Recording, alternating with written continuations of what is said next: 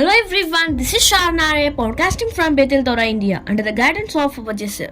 Son of the second river Gihon. ఆది కాండం 2వ అధ్యాయం 13వ వచనం. రెండవ నది పేరు గీహోను. అది కూషు దేశం అంతటి చుట్టూ పారుచున్నది.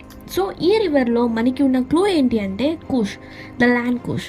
ఎస్తేరు గ్రంథం 1వ అధ్యాయం 1వ వచనం చూస్తే హిందూ దేశం మొదలుకొని కూషు దేశం వరకు 127 సంస్థానములను రాజైన అహష్వేరోషు ఏలినట్లు చూస్తాం.